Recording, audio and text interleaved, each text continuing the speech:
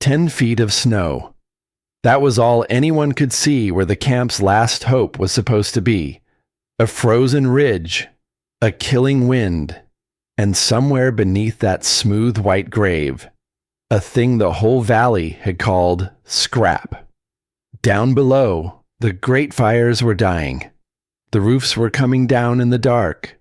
Strong men who had burned a whole forest to stay alive were losing, and a child had stopped coughing, which was worse than any sound. So they climbed, shovels biting into the drift, voices cracking against the storm, digging toward an old woman they had laughed at, certain they would only uncover the dead. And then one of them stopped, pointed upward with a shaking hand, a single thin thread of smoke, still rising somehow out of all that buried white. She was alive, but how?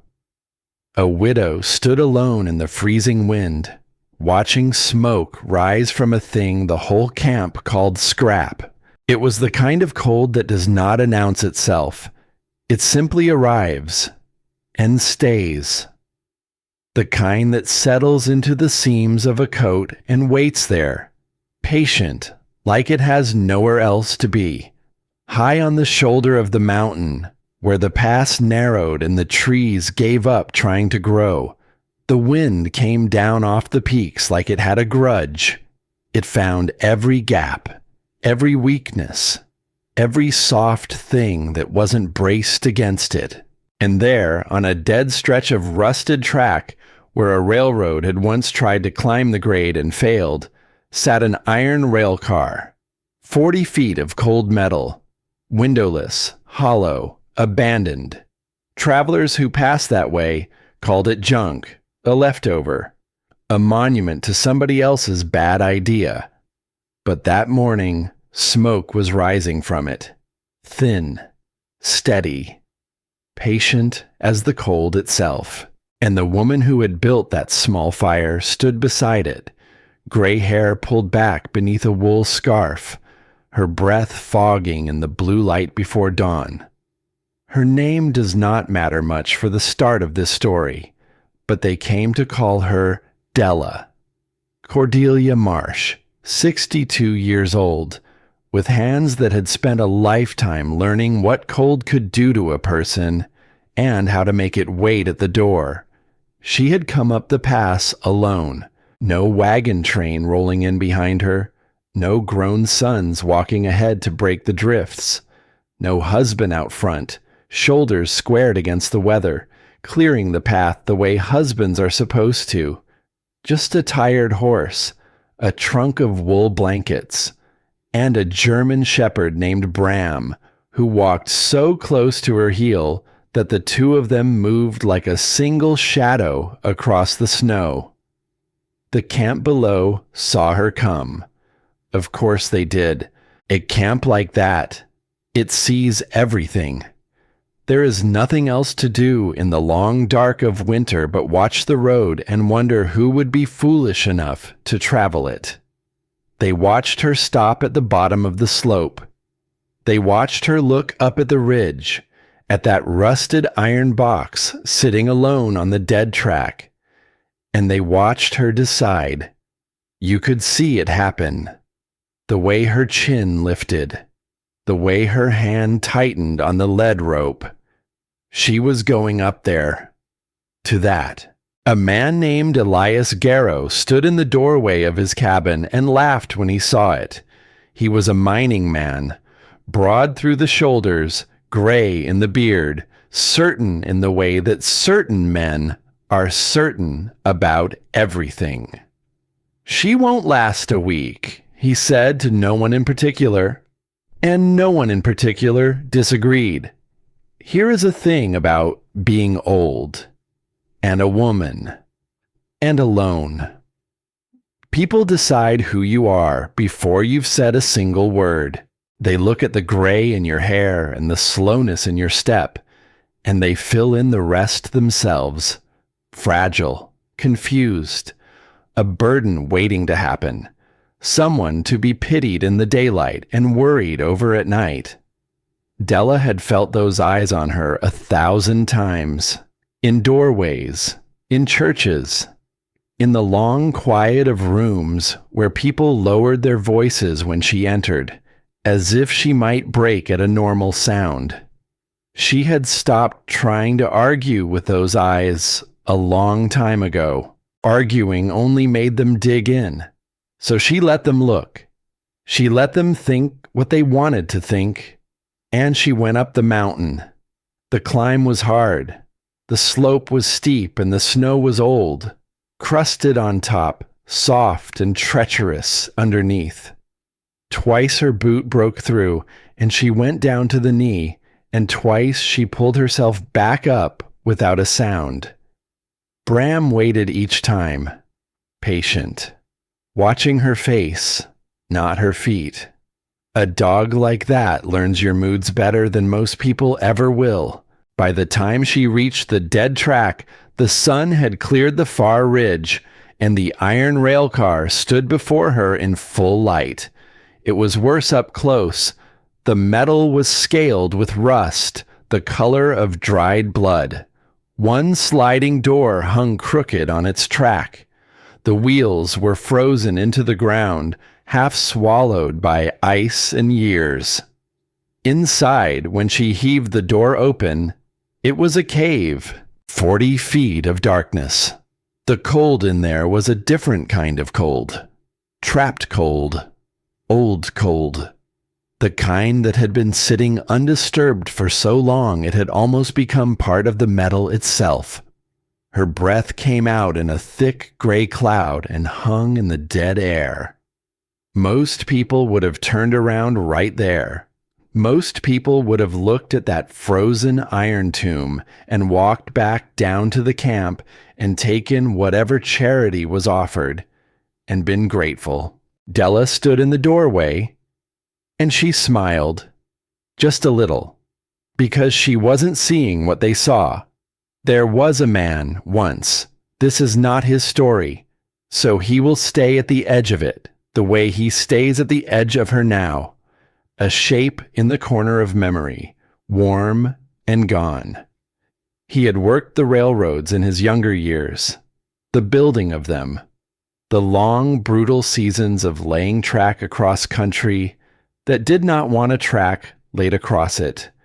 He used to say a thing that stayed with her. He used to say, "Cold isn't the enemy. Heat is just lazy. It always tries to leave. Your whole job, every winter of your life, is to give it a reason to stay." She had been a young woman then. She had half listened, the way the young half listen to the people who love them, certain there would be all the time in the world to listen properly later. There wasn't. There never is. He was gone now. Had been gone through more winters than she let herself count. But the things he'd said, those stayed. And the things she'd learned on her own. In all the cold, drafty years after him, those stayed too.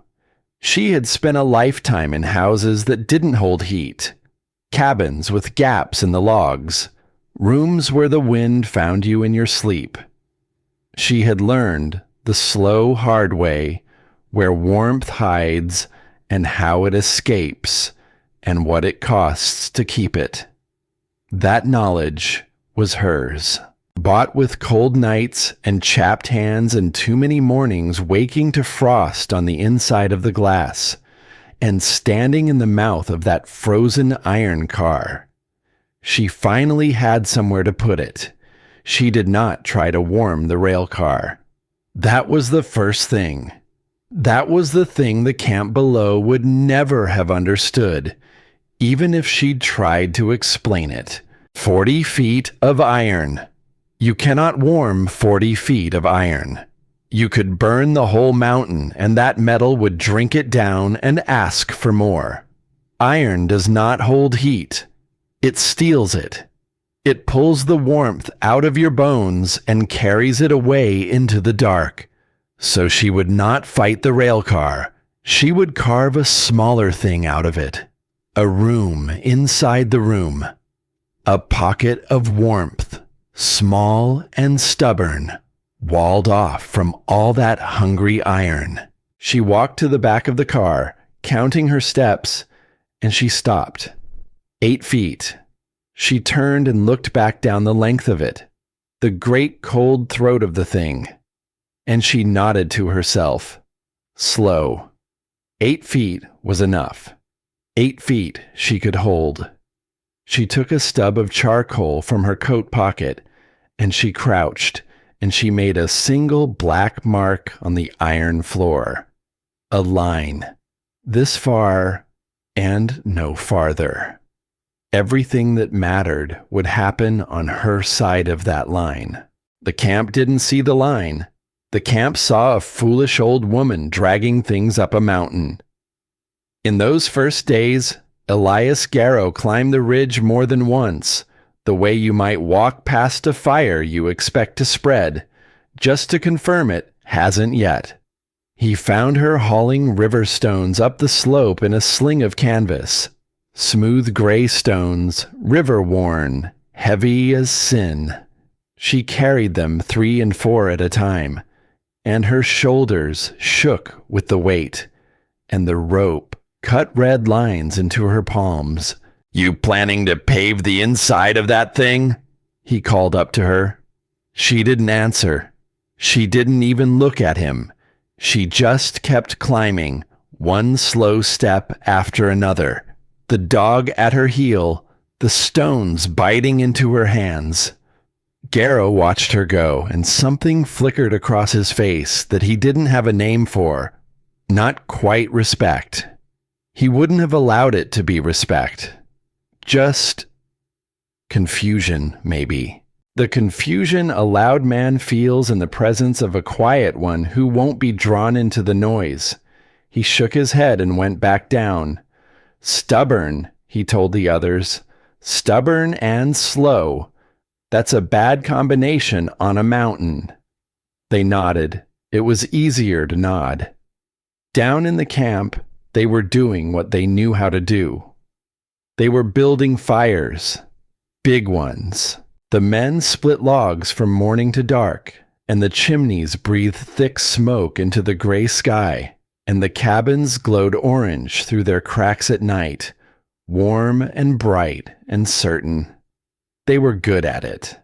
Their fathers had done it this way. Their fathers' fathers. When the cold comes, you burn wood. More cold, more wood. Simple. Honest. The way it had always been done.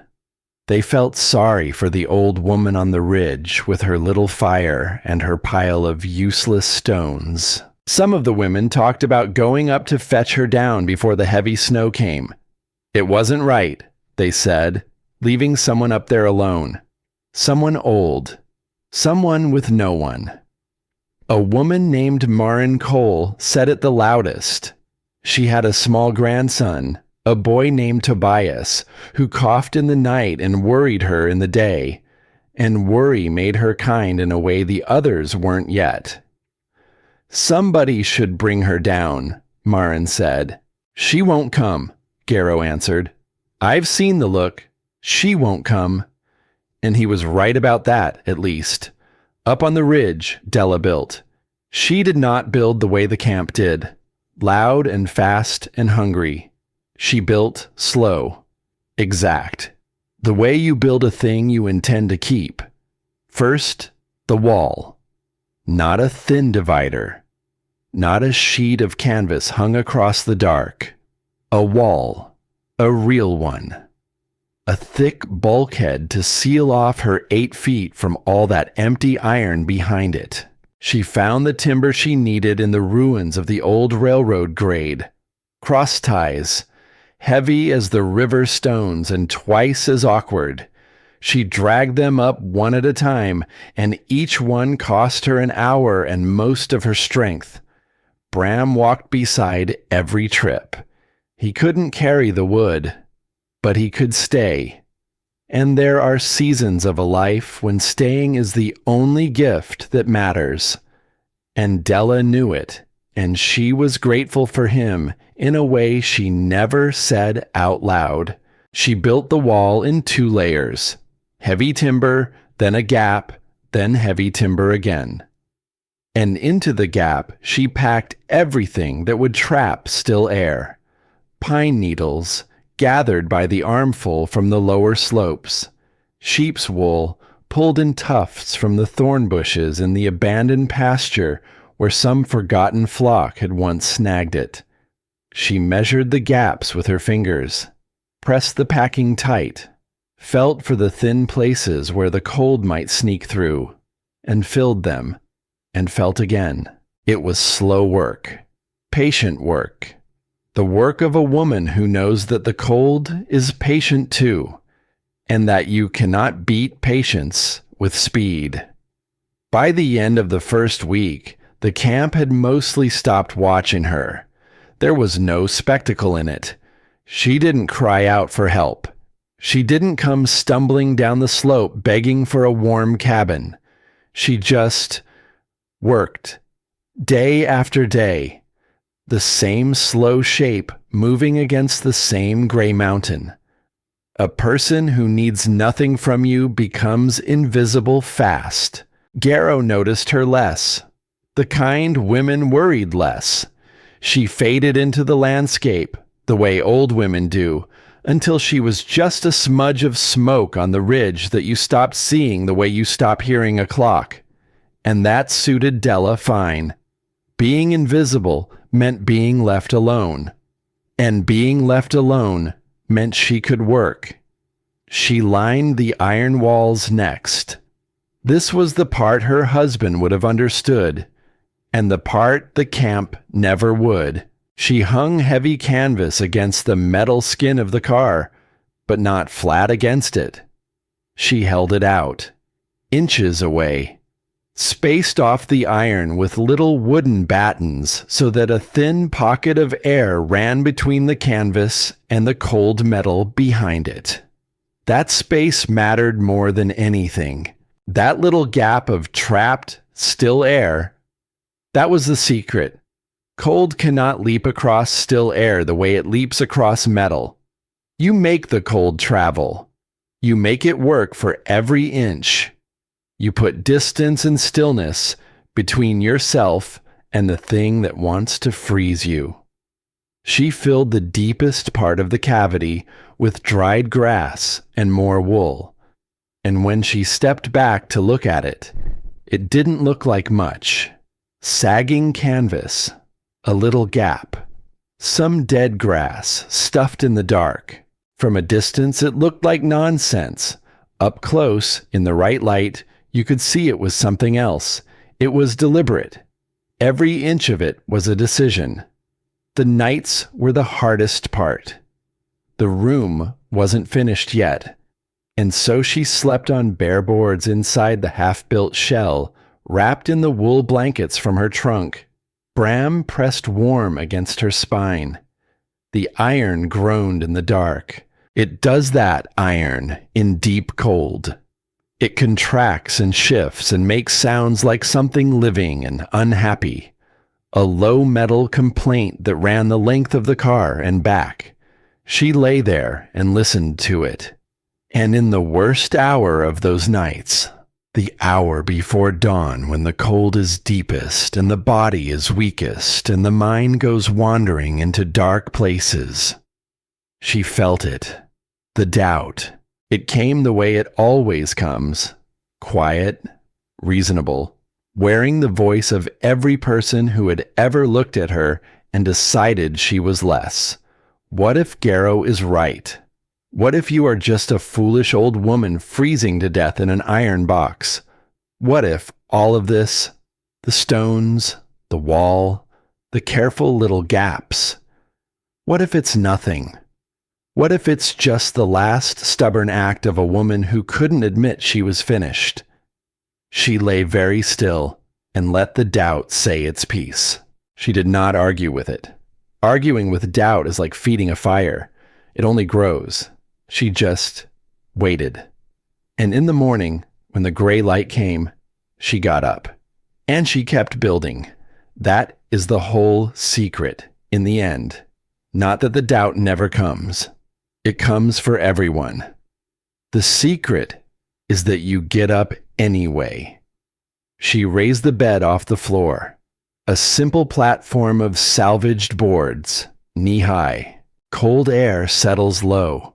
It pools along a floor like water, and a body sleeping on the ground sleeps in that pool all night and wonders why it never warms. So she lifted herself up out of it, and underneath the raised platform, she began to stack the river stones. 40 of them. The smooth gray ones she'd broken her hands hauling up the slope. There was a reason for the stones, and it was the same reason her husband had loved them all those winters ago. Stone is slow. A fire is fast and bright and gone. You feed it and it roars, and then it dies, and the cold comes right back in behind it. But stone is patient. Heat a stone all afternoon, and it holds that warmth long into the night, releasing it slow, the way the earth holds the heat of a summer day long after the sun is down.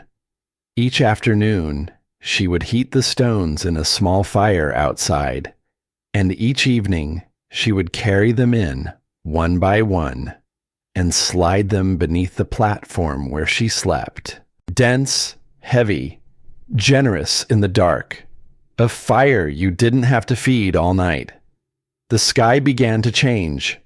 Anyone who has lived through enough winters knows that look. The blue went out of it. The gray turned heavy and low, pressing down on the peaks like a hand. The light got thin and strange. The elk came down out of the high country, moving in long, quiet lines toward the valley. The ravens, who complain about everything, went silent. The whole mountain seemed to hold its breath. Della felt it in her knees and in the old places where her bones remembered other storms. Something was coming, something big, and she was not finished. She worked faster now, as fast as careful would allow. She sealed the seams of her inner door with a paste of flour and ash, pressing it into every crack with her raw fingers, smoothing it flat. She hung the last of the canvas.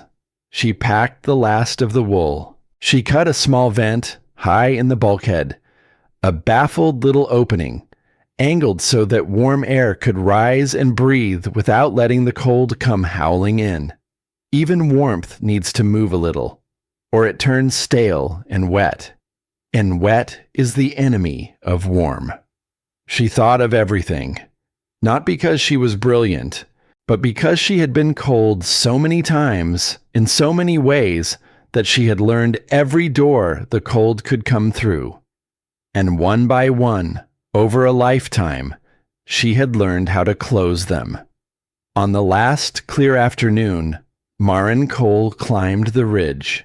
She came alone with a covered pot of stew the boy Tobias left below in another woman's care. She stepped through the crooked outer door into the great cold throat of the railcar. And she stopped short, because at the back, where the darkness should have been, there was a wall, a real wall, tight and packed and deliberate, and set into it a small door. "Della," Maren said. Her voice echoed off the iron and died. The little door opened and warmth came out. Not heat, not a roaring blast, just warmth. Steady and soft and alive, brushing across Maren's cold face like a hand.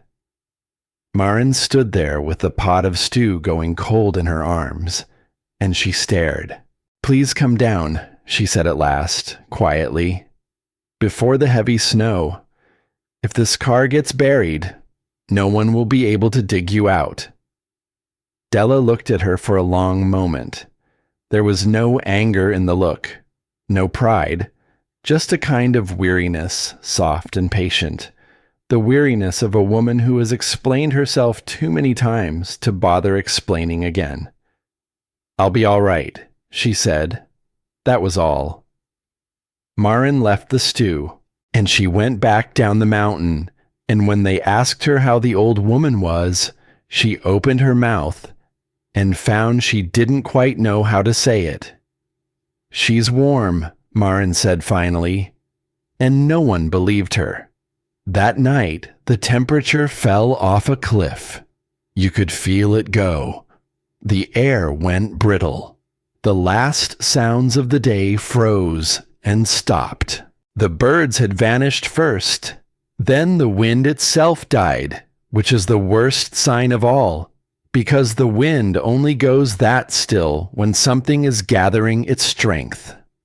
The silence pressed down on the ridge like deep water. Inside her small finished room, Della sat on the edge of the raised bed. She reached down and laid her hand flat against the river stones beneath it. Still warm, Bram lay stretched along the wool blanket, ears twitching at the great silence outside, and she rested her hand on his head, and the two of them waited together. Outside, the first snowflake fell, just one, drifting down through the dead, windless dark, small and white and almost gentle, and then another, and another. Down in the camp, the men saw it start, and they did what they knew how to do. They threw whole logs onto their fires. They built the flames up high and bright against the coming dark, certain in the old certain way that more fire meant more safe.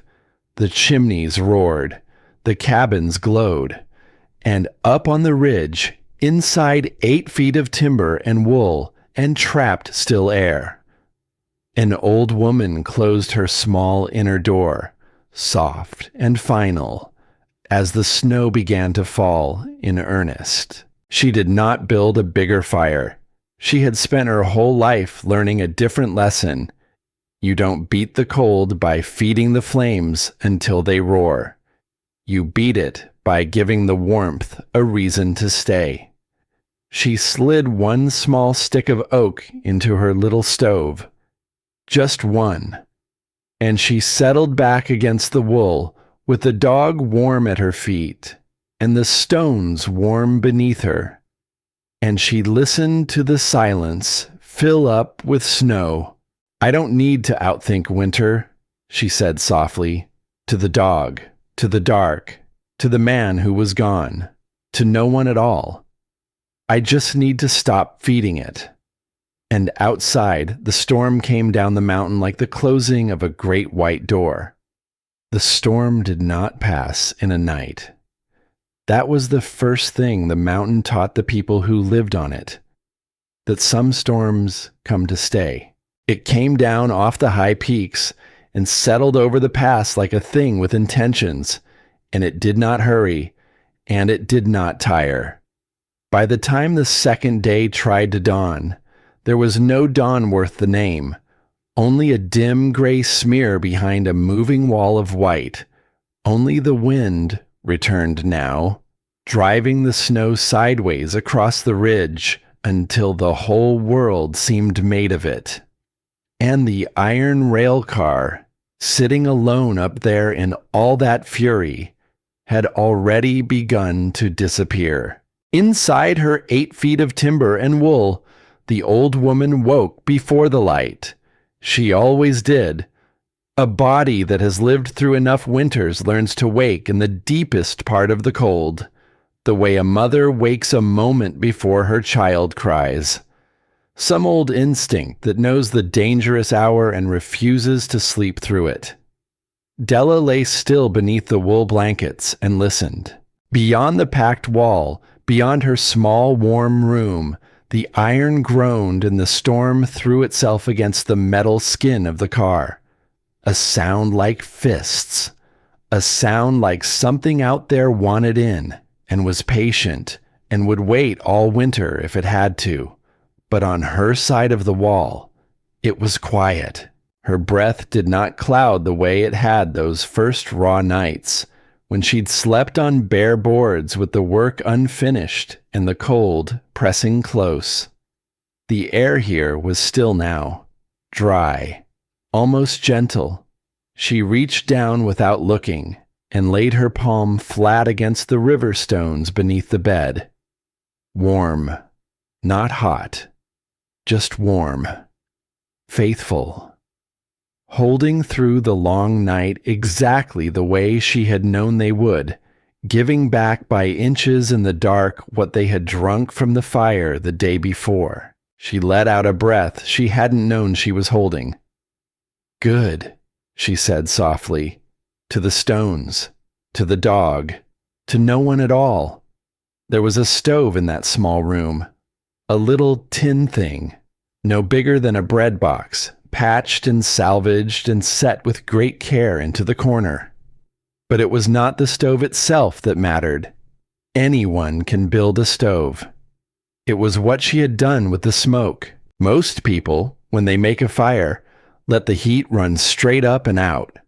Up the chimney, out into the cold, where it does nobody the least bit of good. All that warmth, all that precious work, gone in a thin gray ribbon into the sky, while the body that made it sits shivering below. Della would not have it. She had run the stovepipe sideways first, a long horizontal length of it, snaking the whole way across the inner wall before it finally turned and climbed and slipped out through the iron above. And as the smoke crawled along that horizontal run, slow and reluctant, it gave up its heat to the room before it left. It had no choice. She had built it no other way. She would lay her palm against that pipe in the dark and feel the warmth bleeding off the metal, heat that, in any other shelter on that mountain, would have been thrown away. Captured instead, squeezed out of the smoke before the cold could ever have it. A man she had loved in another life had shown her the bones of that trick once, long ago. But he was not the one who built it here. She was, with her own 2 hands in the dark on a freezing ridge, while a whole camp of strong men below burned entire trees and called her a fool for it. She fed the stove a single stick of oak. One, not a log, not an armful. A single stick, no thicker than her wrist. And then she sat back and let it work. The fire was small and steady, and the long pipe drank its heat, and the stones held what they had been given, and the packed walls kept all of it from leaving. That was the whole machine: stove, pipe, stones, walls, and the still trapped air between every layer, each part doing its small, patient job, each part quietly covering the weakness of the others. A thermometer hung nailed to the inside of the bulkhead. A plain thing. She checked it the way another woman might glance at a clock. 61. Outside, the cold had no number a living thing could survive. Inside her, 8 feet. 61. She nodded once and rose to begin the day. Down in the camp, the day began very differently. The men came out into the storm with their shoulders hunched and their beards already stiffening with ice, and they did the thing their fathers had done, and their fathers before them. They fed the fires. Whole logs now, not sticks. The cold had teeth, and the only answer they had ever been taught was to throw more wood at it until something gave. The chimneys roared. The flames climbed high and bright and certain, and all that beautiful heat went straight up and out into the white sky, and the cold came creeping right back in the moment they turned their backs. It is a strange and terrible thing to work that hard and lose that much. But this did not see it that way. They saw only the cold and the wood and the simple old arithmetic that said the cold takes wood, so you give it wood, and you keep on giving until winter finally tires of the fight. The trouble was, winter does not tire, and the woodpile was not endless. Elias Garrow stood in his doorway that first gray morning and looked up toward the ridge. He could not see the railcar anymore, only snow, a white slope vanishing up into a white sky, and somewhere in there, an old woman he was certain was already dead, or close to it. It bothered him. He would not have said it bothered him. A man like Garrow does not admit to being bothered by an old woman's foolishness, but it sat there in the back of his mind the way a splinter sits beneath the skin and makes itself known with every careless movement. She should have come down. Any sensible person would have come down. The fact that she hadn't, the fact that she had looked him dead in the eye and chosen that iron tomb over a warm cabin, it gnawed at him in a way he could not name and did not like. "She's gone by now," he told the man beside him, and the words came out harder than he meant them to. "Has to be. Nobody lasts up there. Not in this." The man nodded. It was easier to nod. But Garrow kept his eyes on the white slope a moment longer than the words required, and then a moment longer than that. On the third day, the snow climbed the sides of the railcar. Della knew it was happening even though she could not see a thing. She could hear the change in it. The storm's voice softening, muffling, thickening, as the drifts rose up around the iron and packed themselves against it.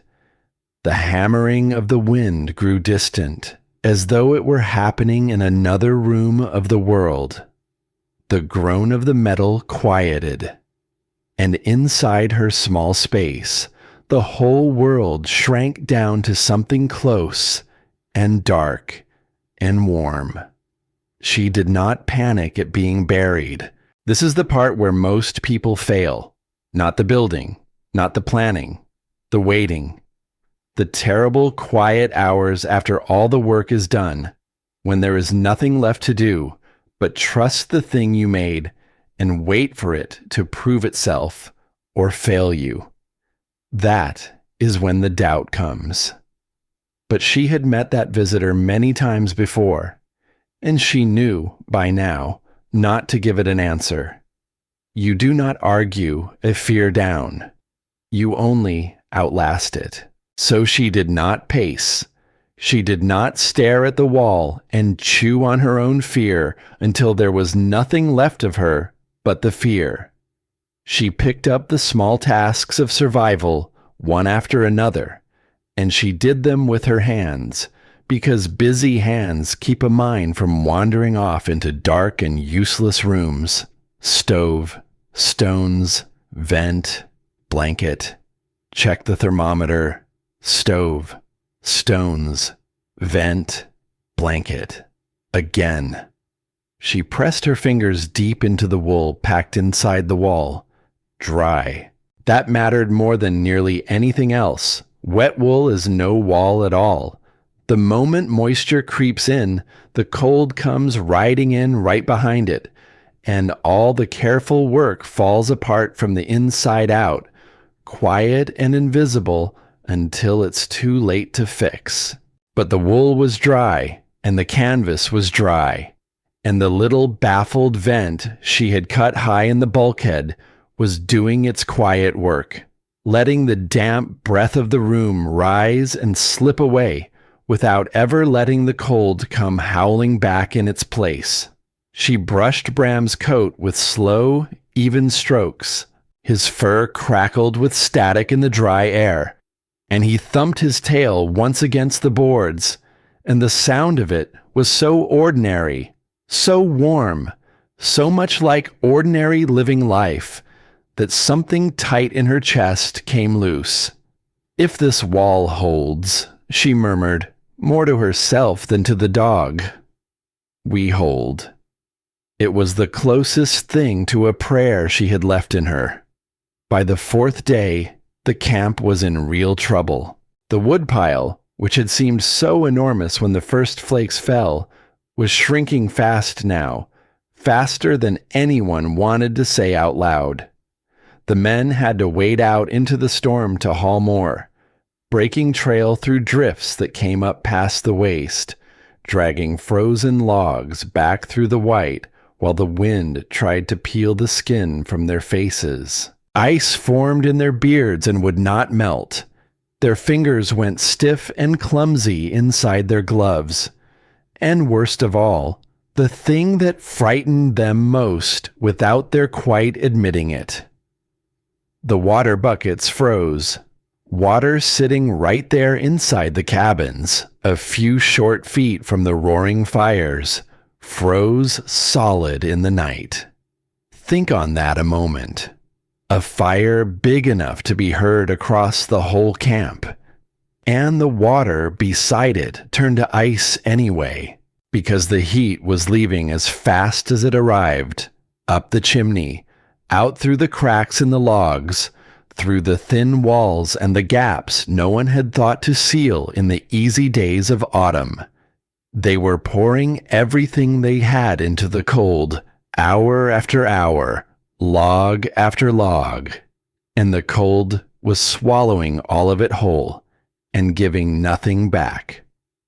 Up on the ridge, buried beneath the snow, the old woman lifted a tin cup from the crate beside her bed. The water in it had not frozen. She drank, slow, and set it down again. Such a small thing. Such an ordinary, impossible little thing. Down in the camp, beside the great roaring fires, the water turned to stone in the night. And up here, beside a single burning stick of oak, the water stayed water. That was the whole difference between the two ways of fighting a winter. One way roared and lost. The other whispered and held. The boy was getting worse. Marin Cole sat up with him through the long nights, the small hot body pressed against her in the dim cabin while the fire fought the cold and mostly lost the fight. Tobias coughed. A deep, rattling, frightening sound. The kind of sound that takes a mother by the throat and does not let go. She kept him close to the flames, but the fire's warmth was a liar. It scorched the front of him and left his small back cold, and the moment she shifted him, the chill crept back in to take whatever it had lost. She did everything she knew to do. She kept the flames high. She wrapped him in every blanket the cabin owned, stripping her own bed to do it. She held him through the dark and rocked him and hummed the old tunes low against his hair. And still he coughed, and still he burned, and still the cold found its way in through the walls of the only home she had to give him. "It's all right," she whispered again and again, the way mothers do when nothing at all is all right. "It's all right. We'll be warm soon. I promise you. I promise." But she did not know how to keep that promise. The wood was running low. The cold was deepening by the hour.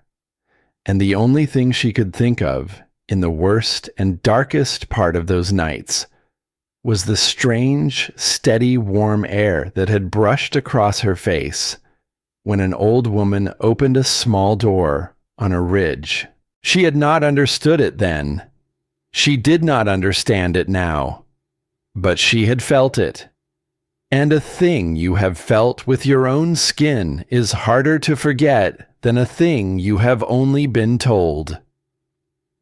Garrow climbed the ridge on the 5th day. He told himself it was practical. He told himself he was only checking the trail, gauging the depth of the snow, doing the sensible work of a man who looked after the camp and its people.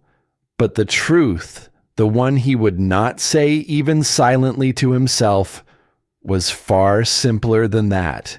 He had to know.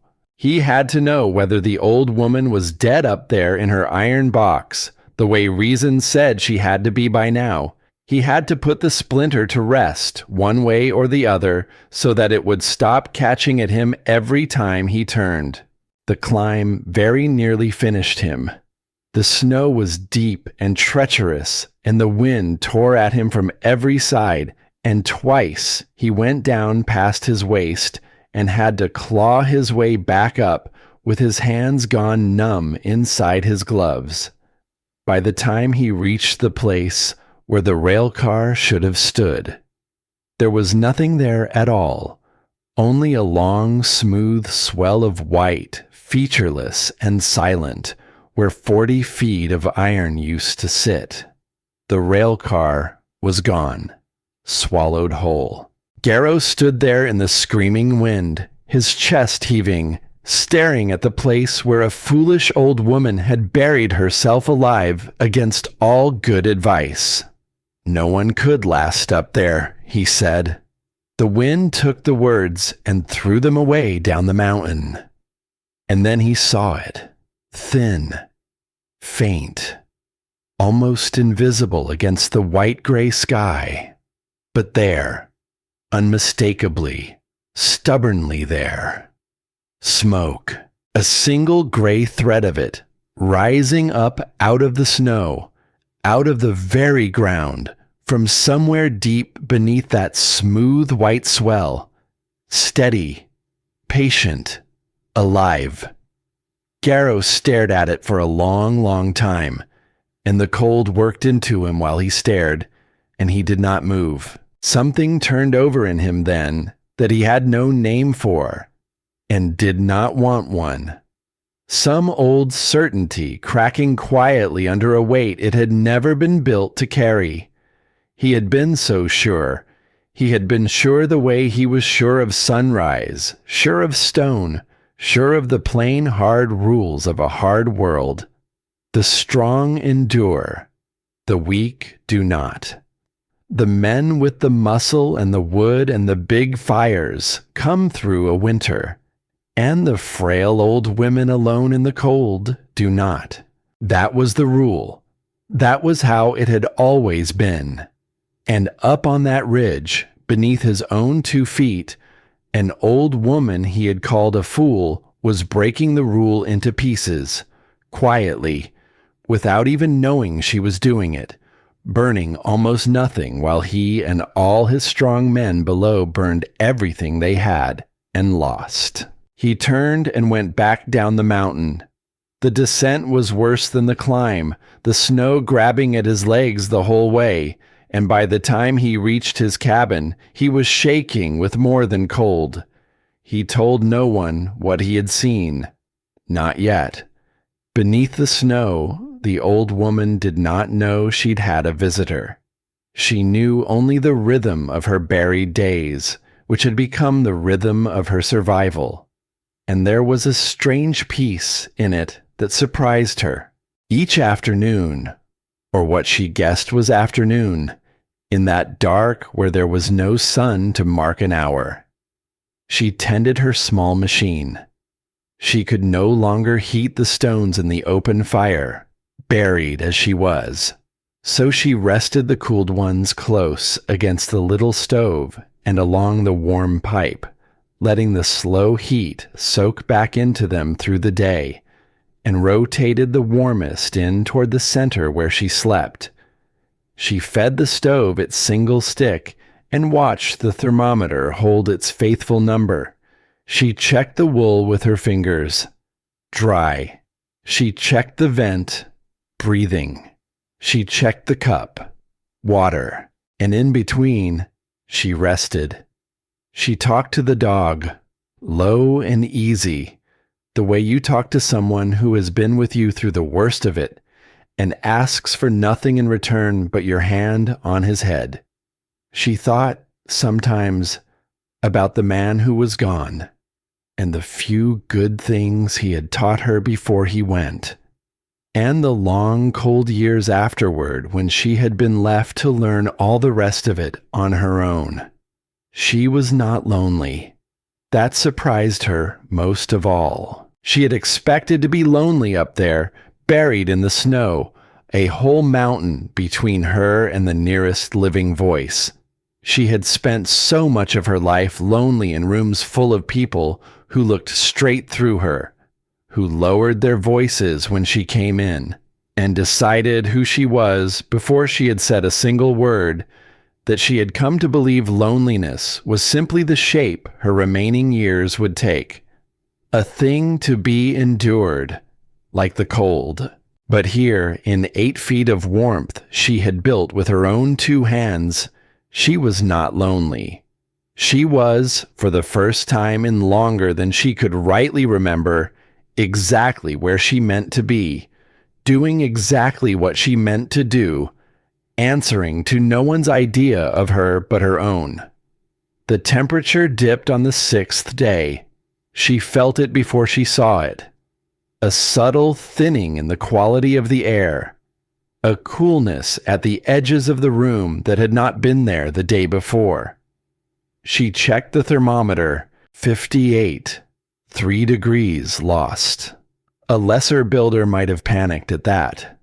Might have thrown 3 sticks on the fire at once, sent the little stove roaring like the fires in the camp below, and burned through a week's careful fuel in 1 hour of fear. Della did not panic. She had not come this far by panicking. She made small corrections instead. She fed the stove a little earlier than her habit, before the cold could get a foothold. She rotated the stones again, bringing fresh warmth in toward the center. She tucked an extra layer of wool beneath the mattress. One more thin barrier between her body and the cold that always pools low and waits. Small things. Patient things. The accumulated wisdom of 100 cold nights. Applied one careful adjustment at a time, without haste and without fear. And by evening, the thermometer had climbed back. 59, 60, 61. She had not beaten the cold with force. She had simply refused to let it take a single inch for free, and then taken the inch back quietly without ever once raising her voice or her fire. Down below, the camp could not take its inches back. The snow kept rising. It reached the windows of the cabins, then climbed past them, until the little buildings sat half swallowed in the drifts with their fires roaring helplessly against all that crushing white. The woodpile was nearly gone now. The men rationed what was left, arguing in low, tired voices about how much to burn and when, watching the stack shrink with the helpless dread of people who can count and do not like the sum. And the cold kept coming. It did not roar. It did not rage. It simply pressed in, patient and total and without mercy, finding every gap that the great fires could not seal. A man's boots froze fast to the floor near the door one morning. The grease in the lamps thickened to a useless paste, and the children and the old ones and the weak, they suffered worst of all, because the cold always finds the weakest first, and there is never, ever enough fire to save everyone when the fire is the only plan a people has. Then the roofs began to groan. It started low, a creak in the depth of the night that a person, half asleep, might mistake for the ordinary settling complaints of an old building under a load of snow. But it grew. The snow had piled deep and heavy on the cabin roofs, and snow is far heavier than it ever looks, and the beams that held those roofs up had not been built with a winter like this one in mind. In the deepest cabin, the one set farthest out from the warm center of the camp, the groaning turned into a sharp cracking sound in the small black hours. People came awake in the dark with their hearts slamming, lying rigid in their beds, listening. The beam held. That night. But everyone in that cabin heard it, and everyone understood what it meant. The roofs were failing. The wood was failing. The old, loud, strong, certain way of meeting a winter, the only way most of them had ever known, was failing right there in front of them, beam by beam and log by log and crack by crack in the dark. And up on the ridge, beneath a smooth white swell of snow, a faint gray thread of smoke still rose into the bruising sky, steady, patient, holding. Garrow could not sleep that night. He lay in the dark of his own cabin and listened to his own roof creak under the weight, and listened to his own fire eat through the very last of his wood, and listened to the cold press in against walls that had never once managed to keep it out. And he thought about the smoke, that thin gray thread rising up out of the buried ridge, out of the snow, out of the ground itself. He had told no one. He had carried it alone for a day and a night now, this impossible thing, this fact that fit nowhere inside anything he knew to be true. She was alive. The old woman was alive up there, buried and burning almost nothing. While down here, with all their wood and all their muscle and all their long inherited certainty, they were losing, and losing badly. And they all knew it, now even if no one would say it. It made no sense to him. Worse than that, it offended something deep in him, some bedrock idea of the way the world was meant to run. And yet, a small, stubborn, frightened part of him, the part that was tired now, and afraid, and watching every certainty he owned fail one after another in the dark. That small part of him wanted, almost, to climb the ridge in the morning and simply ask. To stand at her door and say the words he had never in his life said to anyone, least of all to a woman, least of all to an old one. Show me how you did this. Teach me before we lose everyone. He pushed the thought away as hard as he could. A man like Garrow does not ask an old woman how to survive. Not yet. Not until there is no other choice left in the whole wide white world. The seventh day brought no light at all. The sky, what little of it could be glimpsed through the endless falling snow, had gone a strange and heavy color. Not gray now. Something darker than gray. A deep, bruised purple that pressed down on the peaks and stole the day before it could even begin.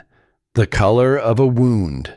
The color of something gathering itself for a final blow. The animals were long gone. The elk had drifted down into the valley days before, and even the ravens, who fear almost nothing under heaven, had abandoned the high country entirely.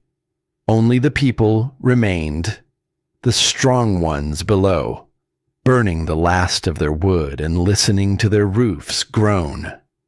And the one old woman above, buried in the snow, tending a small faithful fire that asked for almost nothing and gave back everything. Della felt the change in the sky, even buried as she was. Some old sense, some deep knowing held in the bones, told her plainly that the worst of it was still ahead. That all of this, all 7 days of it, had only been the beginning. The real storm, the one the bruised purple sky was promising, was still to come. She did not waste the warning. She checked everything one more time, with the slow and total thoroughness of a woman who has learned that the difference between living and dying is often nothing grander than one small thing left undone. The wall, the wool, the stones, the stove, the pipe, the vent, the cup, all of it holding, all of it ready. She had built it well, and she knew that she had built it well. And there is a quiet strength in that, knowing that no roaring fire can give a person, she sat back on the edge of the raised bed, and she laid her hand on the warm, faithful stones beneath it, and she pulled the dog in close against her side, and she waited for the mountain to do its very worst. "Let it come," she said softly, into the warm dark. "We're ready, you and I. Let it come." And far above the buried railcar, the bruised purple sky finally broke wide open, and the real storm came down off the peaks like the closing of a great white door on the whole world. Below, in the camp, the first roof gave way with a sound like a great tree splitting clean in half, and out in the howling white dark, men began to shout.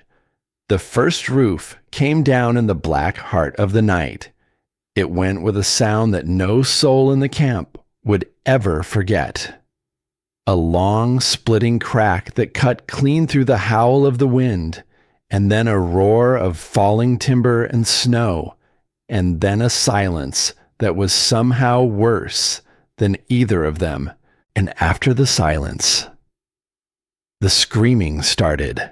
Men came stumbling out of their cabins into the howling white, half-dressed, half-frozen, throwing themselves into drifts that rose to the chest, clawing toward the place where their neighbors had been sleeping a single breath before. They dug with their bare hands when the shovels were too slow. They shouted names into the storm, and the storm took the names whole and gave nothing back. They pulled 3 people out of that wreckage alive. They were a long, long time finding the 4th. This was the night the mountain stopped pretending. All week it had pressed and tested and probed for the weak places, patient as a thief working a lock in the dark. It had risen a little each day, taken a little each night, and let them believe, almost, that they were holding.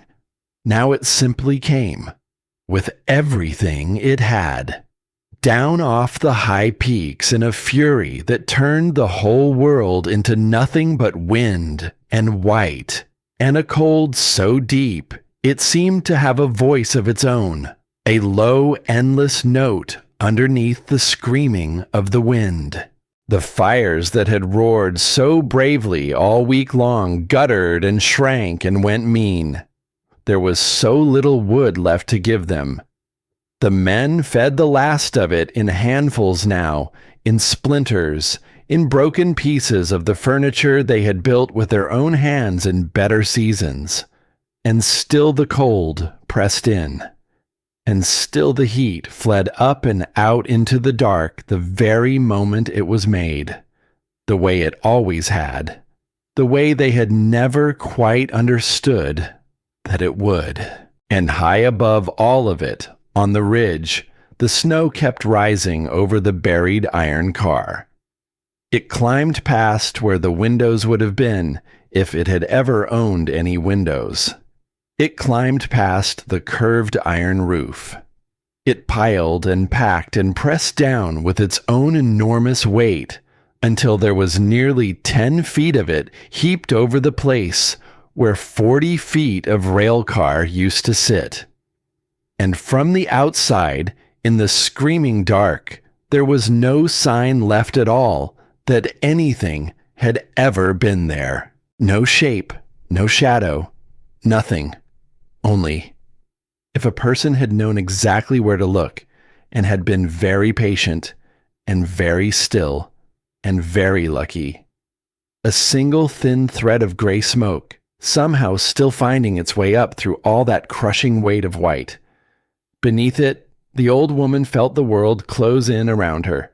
She felt the weight of the new snow settle over the car, not as a sound now, for the sounds were nearly all gone, muffled away beneath the drifts. She felt it instead as a kind of pressure, a heaviness in the very air itself, the deep, total silence of a thing that has been fully, finally buried. The storm that had hammered so loudly against the iron all week was distant now. A far-off muttering felt more in the chest than heard in the ear, the way a body feels a heavy wagon roll past on a road it cannot see. Della sat very still on the edge of her bed and listened to the silence. It would have broken most people, that silence, buried alive under 10 feet of snow, alone but for a dog. No light but a guttering stub of tallow candle. No sound at all but her own slow breathing and the small, faithful tick of the cooling stove. But she had made her peace with quiet a long time ago. She had lived inside it for years. The world had handed her more silence than most people could bear, and somewhere along the way she had stopped fighting it and learned instead to listen to it. There were worse things, she had found, than being alone with a quiet you understood. She reached over and checked the thermometer. 56. The number had dropped. The great new weight of snow, the deeper cold of the true storm, the long dragging hours of the worst night yet. All of it was pressing harder now than anything had pressed before. 56. The lowest it had ever shown. She looked at it for a long moment in the dim glow of the candle. And then she did the only thing the number called for. She did not let it frighten her. Fear was a fire of its own, and she had never once fed it. She simply went to work. She fed the stove a little sooner than her habit, before the cold could find a foothold and dig in. She did not throw on 3 sticks. She had seen, all her life, what came of meeting cold with panic and waste. She added 1 stick, and she waited, and she felt for the smallest change in the air. Then she turned to the stones. She rotated every one of them, bringing the warmest from the outer edges in toward the center, where she and now the warmth itself most needed them. She pulled the wool tighter around the base of the sleeping platform. She found, with the sensitive back of her old hand, the one small place at the foot of the inner door where the faintest breath of cold was working its way in. And she folded a blanket and stuffed it tight against the gap until the breath stopped, little by little, one careful hand at a time, the way she had always done it. "Not tonight," she murmured into the dark, pressing the blanket home with the flat of her hand. "You've taken enough this winter.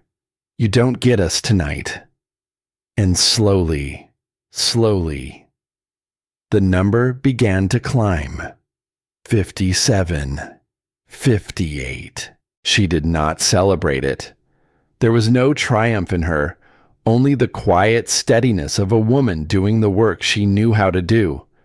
She nodded once to herself, and settled back against the wool, and laid her hand on Bram's warm side, and felt the great slow rise and fall of his breathing, and waited out the worst of it the only way she had ever known how, by holding, by refusing, by being, in the end, simply more stubborn than the storm that wanted her. Down in the camp, there was no holding left to do.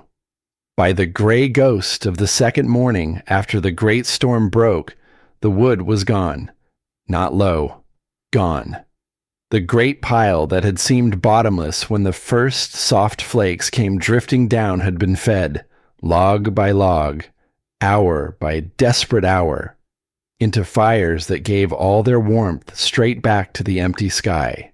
And now, there was simply nothing left to feed them. The survivors crowded into the 2 cabins that still stood, packed in close, body against body, because their own warm bodies were the only fire they had left to share. They burned the broken roof beams dragged from the collapsed cabin. They burned a table that had served 3 generations. They burned a chair. They burned, in the end, a child's small wooden bed, when its owner had grown too still to need it any longer. And the cold came on. It came on into the crowded cabins, through the walls, under the doors, around the windows, finding every gap that careless autumn hands had left unsealed. It frosted the inside of the glass, thick as a man's thumb. It crept up from the frozen floor into the legs of the old ones until they could no longer feel their own feet beneath them. It hung in the air before every single face, a constant gray cloud, the visible breath of a whole people slowly losing a fight whose true shape they had never once understood. And in the corner of the larger cabin, wrapped in every blanket the camp could spare, a small boy was fighting now for every breath he drew. Tobias had stopped coughing. That was the worst of it. That was the thing that turned a mother's blood to ice. The cough had frightened Maren Cole all week long, that deep, wet, rattling sound in the dark. But the silence that came to replace it frightened her 100 times more. The boy lay still and burning hot against her, his breathing gone shallow and quick and small, his eyes half open and seeing nothing in the room before him. And no amount of holding, no amount of blankets, no amount of pressing him close to the dying little fire seemed able to reach him anymore, or pull him back from wherever the fever was carrying him. "Stay with me," she whispered into his hair, over and over, rocking him slow. "Stay with me, baby. Stay. Please, please, just stay." She had run all the way out of every other word she knew. The other women did what little they could, which was almost nothing at all. They warmed cloths at the failing fire and pressed them to his small laboring chest, and the cloths went cold again in minutes. They had no medicine to give. They had no warmth to offer that the cold would not steal right back out of their hands. They had only their own hands and their prayers and the terrible dawning knowledge that a fire you cannot feed is no fire at all, and that all their strength and all their wood and all their certainty had bought them nothing in the end but this. And in the press of bodies and the gray frozen air, Maren lifted her head, and she looked across the crowded room at Elias Garrow, and she said the thing that no one in that camp had been willing to say aloud. The woman on the ridge. The whole cabin went still. Garrow did not look at her. He sat staring into the failing fire, his jaw set hard as the iron on the mountain above, his big, strong hands lying open and useless on his knees. "She's alive," Maren said. Her voice shook, but it did not stop, and it did not soften. "You know that she is. You climbed up there. You came back down, and you said not one word about it. But I watched your face when you came in that door, Elias Garrow, and I have raised enough men to know that face. You saw something up there. She's alive. In that iron car the whole camp laughed at. And she's warm. I know she's warm, because I felt it with my own face, days ago, when she opened that little door of hers. Steady, soft, real. While we sit here and freeze beside the biggest fires any of us ever built. Still, he would not look at her. A muscle worked in his jaw. "My grandson is dying," Maren said. The words dropped into the cold of that room, like stones falling into a deep, deep well. "He is dying within your reach, while there is warmth half a mountain away. And you sit there, and I want to know why. Is it because she's old? Is it because she's a woman alone? Is it because she did the thing different than your father did it, and somehow that shamed you to your bones? Tell me, Elias, is your shame worth more than this child's life? Is it? Because if it is, then say so plainly, so I can stop waiting on you and go up that mountain myself with these 2 hands and dig her out alone. The fire popped in the silence. No one in the cabin so much as breathed, and Garrow sat there, and the war went on inside him, where not a soul could see it, because she was right. He knew that she was right, and that, in the end, was the very thing he could not bear to face. He had spent his whole life being a certain kind of man, the strong kind, the kind who saved the others, who broke the trail through the deep snow, who carried the heaviest weight, who did not need and did not ask, and most certainly never ever went crawling up a mountainside to beg an old woman to teach him how to keep a small child alive through the night. That man, the man he had always been, the man his own father had been before him, and his father before that man did not ask. Asking was for the weak. Asking was a kind of dying. But that man was also losing. That man had burned an entire forest and still could not keep the water from freezing solid beside his own flames. That man had stood in the dark and watched a roof come down on sleeping people, and had pulled a body out of the snow with his own hands that did not move, would never move again. That man's certainties were lying in pieces all over the frozen floor, and he had no more idea how to gather them up than he had how to stop the snow from falling. And in the corner of the room, a child was dying. Garrow closed his eyes. When a man's whole idea of himself stands square between him and the right thing to do, that is the hardest moment of any life that has ever lived. Not the storm, not the cold, not even the grief.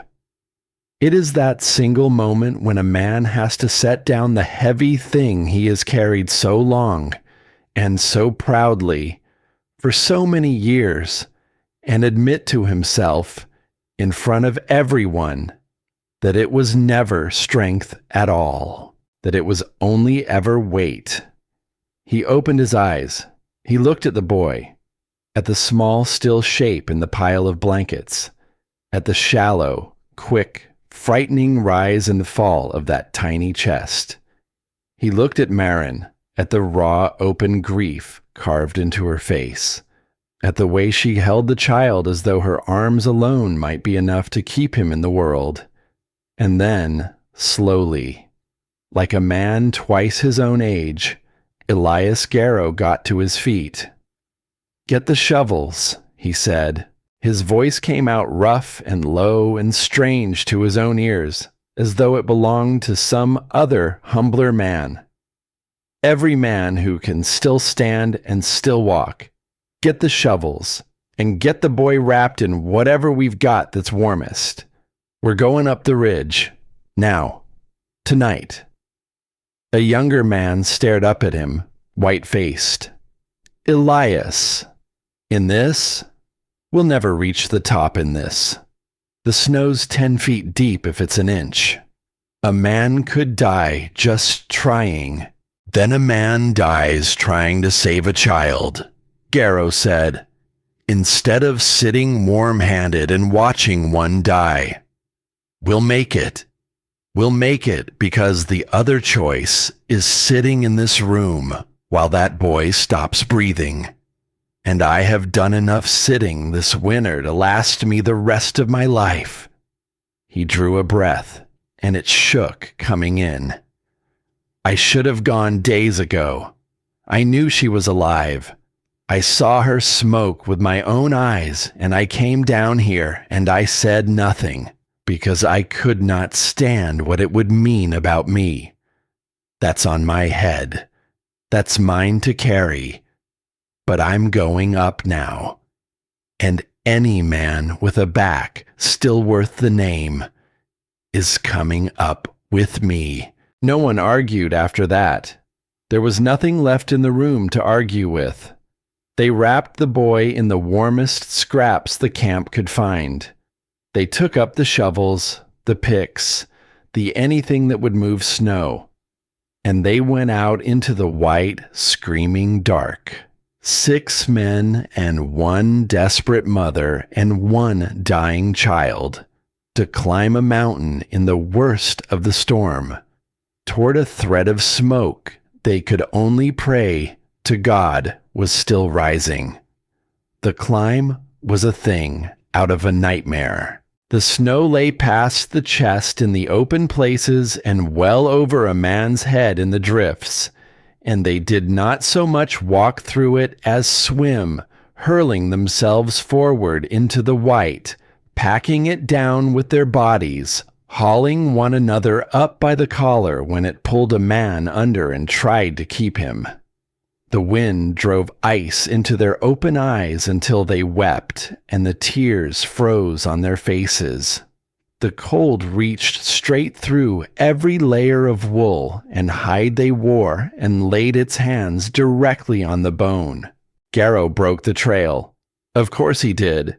The biggest man, the strongest back, throwing his whole weight into the wall of white again and again and again, opening a path 1 terrible yard at a time. And behind him the others came on in the broken trail, and in the middle of them came Marin. The boy clutched hard against her chest, and she would not let any man among them take him, though every one of them offered more than once. They lost the smoke 12 times in the swirling white, and found it again, and lost it.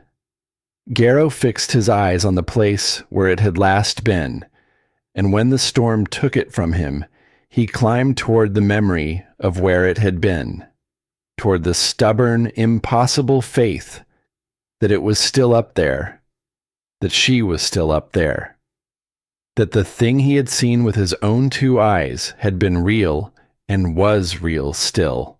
And at last, when his legs had long since stopped feeling like his own legs, when his hands could no longer fully close, when the youngest man behind him had begun to weep quietly into the wind from the sheer killing cold of it, Garrow's shovel struck something that was not snow, a dull, ringing clang. Iron. Beneath the old woman's feet, the sound came up through the floor of her small, warm room, like a heartbeat from somewhere deep in the earth. Della was awake. She was always awake in the bad hours. She had been sitting in the low red glow of the stove with her hand resting on the dog's head, and Bram had lifted his ears a full minute before she heard a thing at all, his whole body gone tense and still, and listening to something far beyond her hearing. And then she heard it too. Faint, impossibly faint, traveling up through 10 feet of packed snow, and a wall of iron and a wall of timber and wool, a vibration. Then another, rhythmic, steady, deliberate. Not the wind. The wind has no rhythm to it. This was something else entirely. This was something striking the iron over and over from the outside, working toward her through all that white.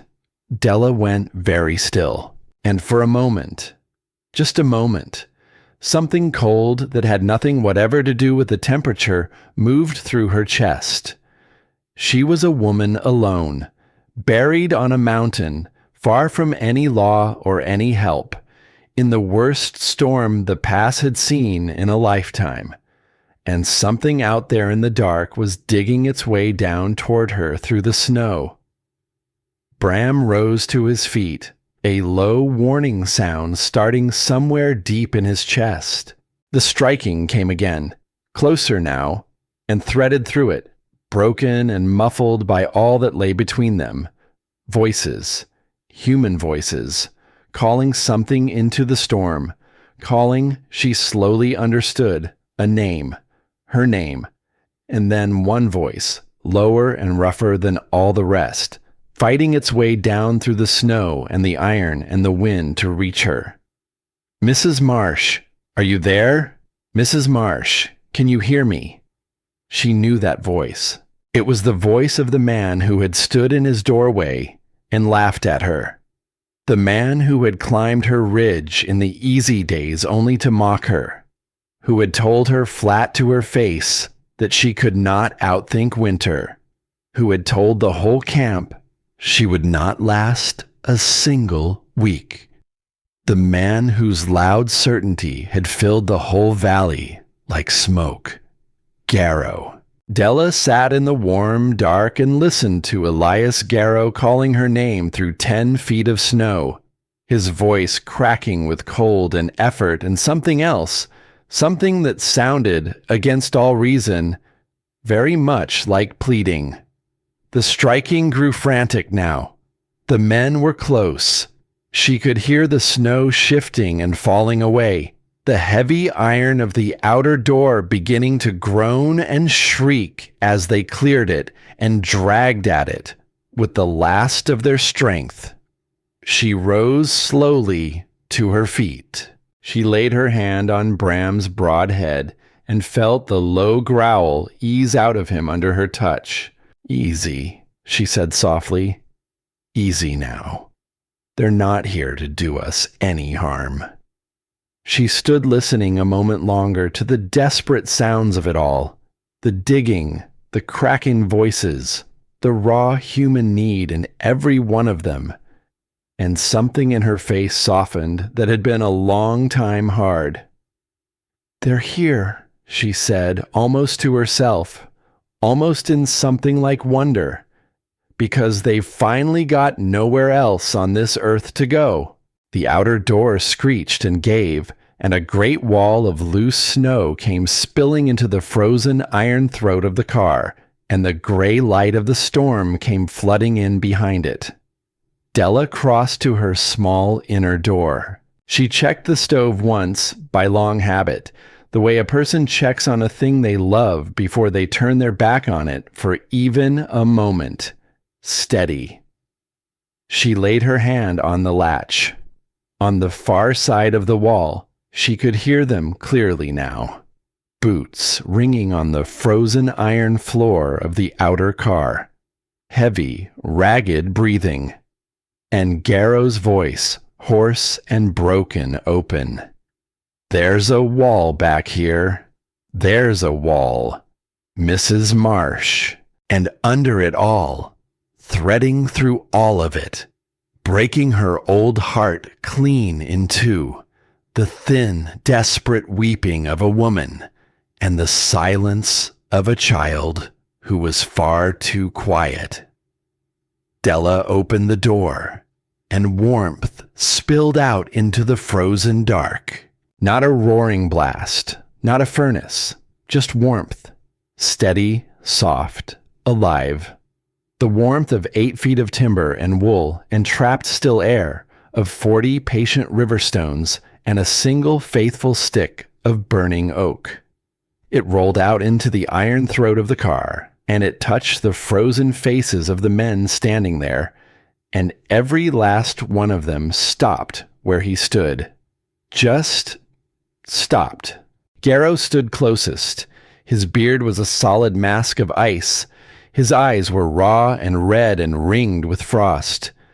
And as that gentle, impossible, undeserved warmth touched his ruined face, something inside the big, proud man broke all the way open, and he stood there in the doorway with his mouth working and found that he could not make a single sound come out. Della did not waste a breath on him. She looked past him, and she saw the others, frozen and staring. She saw the broken door and the snow pouring in behind them, and she saw, in the arms of the weeping woman she had met just once, with a covered pot of stew, a small, still bundle wrapped in blankets far too thin for a night like this one. "Bring the child," she said, her voice cut clean and calm through all the noise and the cold. "Bring him here to me, now, quickly." Marin stumbled forward, half falling through the little door, and pressed the boy into the old woman's waiting arms. And Della took him the way she had taken every heavy thing in her long life, without flinching, without a wasted motion, with two old hands that knew exactly, precisely, what needed to be done. She carried him to the bed. She knelt and she laid him down. Not beside the stove, where the heat would only scorch his skin and pass on by, but on the platform itself, directly above the warm river stones, where the warmth came up slow and deep and even and would not leave. The same patient, faithful warmth that had kept her own old bones alive for 7 nights beneath the snow. She stripped the cold, useless blankets off him. She wrapped him instead in her own wool, the wool that had been warm against her own body only moments before. She banked the heat of the stones up around him on every side, building him a small, deep cocoon of steady living warmth. And she laid her rough old hand flat on his small chest and felt how shallow and how quick the breathing was. And she did not let one flicker of what that told her show in her face. "Come on now, little one," she said, low and even, the way you'd speak to a frightened animal or a frightened man. "Come on back. There's no hurry in it. The warmth isn't going anywhere this time. It's not going to leave you. Just come on back to us. Slow and easy. That's the way.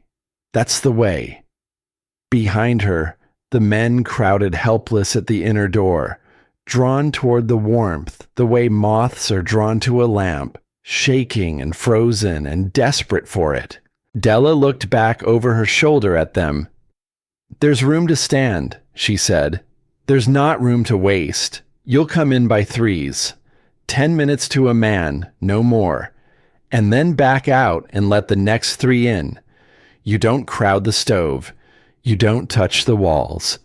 You let the warmth do its slow work. And you let it work for all of us, not just for whoever happens to be loudest or strongest. Do you understand me now?" They understood her. For the very first time, every man standing on that ridge understood her completely, and they came in by 3s. Frozen boots thawed on the warm floor. Stiff, dead, useless fingers came aching back to life. The ice in their beards melted and dripped onto the boards. And the men who had spent a whole week feeding great fires that fed nothing but the empty sky stood now inside 8 feet of warmth built by the hands of an old woman they had laughed at. And they were quiet, every one of them. And they watched and they began, slowly, to understand the shape of what they were standing inside of. And the boy breathed. It was a long time before anyone dared to be sure. Marin knelt at the edge of the platform the whole while, never once taking her eyes from his small face, her own tears falling silent onto the warm wool. And Della knelt there beside her, her hand never leaving the boy's chest, feeling for the change, waiting for it with the same bottomless patience she had used to wait out the storm itself. And the change came. By the smallest of degrees, the shallow, quick breaths began to deepen, to slow, to steady, and to even out. The terrible dry heat of the fever broke at last into an ordinary, honest, living warmth. And after a long, long while, in the deep of that buried, warm dark, the boy stirred against the wool, and his eyes came slowly open and found his grandmother's face hanging over him. And his small, cracked voice managed a single word. "Cold," he whispered. "I was so cold." Marin broke. She gathered him up against her and wept into his hair. and the sound she made was the sound of the whole world's grief turning itself back into hope. And there was not one dry eye in that iron car, and not one single man among them was ashamed of it. Della sat back slowly on her heels. She did not weep. She had wept all the tears she had to weep many winters ago, in another life, in a darker and a colder place than this one. But something settled in her chest that had been unsettled for a very long time. Something laid itself down at last and was quiet. She let out a long, slow breath, and she laid her hand on Bram's warm head, and she looked around the small, bright room at all those frozen faces slowly, gratefully, coming back to life.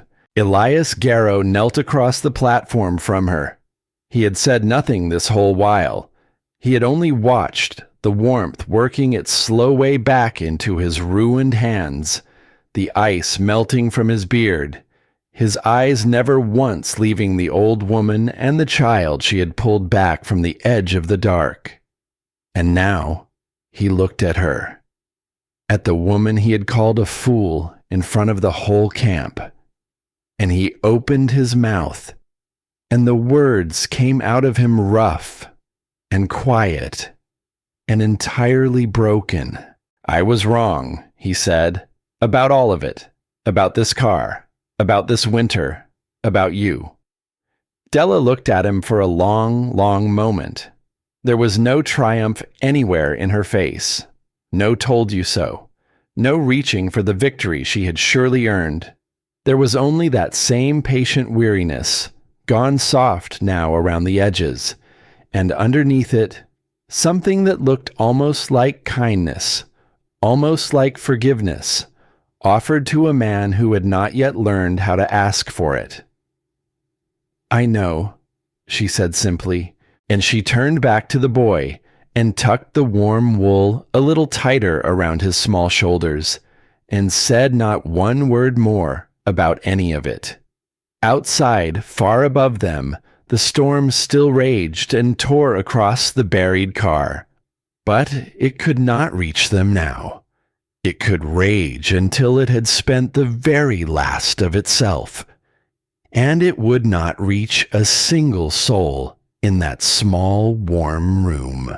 For inside 8 feet of timber and wool and trapped still air, built stone by stone and stick by stick by the worn hands of a woman the whole wide world had long ago decided was finished and useless and best forgotten, the warmth held, and every frozen, frightened, humbled soul she had gathered into it held with her. The storm spent itself some time before the dawn. No one in that small warm room saw it end. They only felt it, the way a body feels a fever break in the deep of the night, the way you feel a held breath finally let go. The far-off muttering beyond the iron grew softer, and then softer still, and then, at some hour no living soul could name, it simply stopped. And into the place where the storm had been came silence, but it was a different silence than the one that had come before. Not the silence of a thing burying you alive. This was the silence of a thing that has passed clean over you and gone on its way and left you, against all odds, still breathing underneath it. The men felt it first. One of them, standing his 10 minutes in the warmth with his eyes half closed, lifted his head all at once and went still. "It's quiet," he said. "Listen to that. It's gone quiet out there." And they all listened. And it was true. The mountain had finished with them. The men had gone in and out by threes all through that long night, exactly as Della had told them to. 10 minutes to a man, no more, and then back out into the frozen iron throat of the car to make their room for the next 3, and then back in again when their turn came round once more. No one crowded the stove. No one laid a careless hand on the walls. They had watched the old woman tend her small, faithful machine all through the dark. The single stick of oak, the patient turning of the stones, the careful palm laid flat against the long, warm pipe. And they had learned more in that one buried night than in all their long years of burning whole forests down to nothing. And the boy had breathed through every hour of it. By the time the silence came, Tobias was sleeping. Truly sleeping now. The deep and even sleep of a small child whose body has decided, after all its fighting, to stay in the world a while longer. His grandmother had not let go of his hand once, not for a moment, through the whole of that night. She sat against the warm wall with him curled into the curve of her body, and somewhere in the smallest hours she had fallen asleep herself. For the first time in a week of terror, her head tipped gently back, her worn face finally smoothed of all its fear. Della had watched over them both. She did not sleep much. She rarely ever did any more. But she sat there by the stones in the low red light, and she watched the woman and the child sleeping safe in the warmth she had built with her own 2 hands, and something moved in her chest that she had no easy word for. She had built that small room to keep one tired old woman and one old dog alive through a single hard winter. She had not built it for this. She had not built it to cradle a sleeping child, or to hold a broken man's weeping gratitude, or to thaw the frozen heart of a whole proud camp that had laughed at her in the easy days of autumn. And yet, there it all was, held safe inside 8 feet of timber and wool, kept alive by the patient warmth of 40 river stones and 1 small stick of burning oak. When the first gray light came filtering down through the snow at last, faint and far and golden at its edges, Garrow rose stiffly to his feet. He had stood his shifts through the night like all the rest. He had not once pulled rank. He had not taken so much as a minute more than his allotted 10. He had said almost nothing at all through those long dark hours. He had only watched and warmed and watched again, the way a man watches a thing that is rearranging something deep inside him. But now, with the storm gone quiet and the light returning to the world, there was work in him that needed doing. And a man like Elias Garrow is never more truly himself than when there is hard, honest work in front of him to be done. The snow's stopped, he said, his voice gone rough as gravel. We'll need to dig out, carve a way down toward the slope so the others below can reach us, so we can carry the boy down safe when he's strong enough to travel. He looked at the old woman across the warm room. If you'll allow it, it's your roof we'd be tunneling out from under.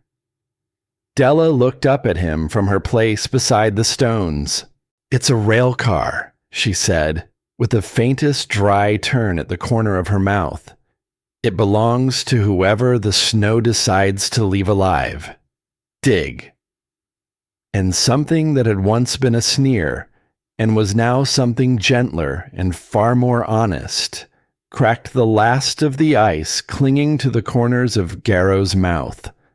They dug a tunnel. It took the better part of that morning, all 6 men working in turns, carving out a narrow sloping passage up through nearly 10 feet of packed and crusted white, toward the open air and the buried slope beyond.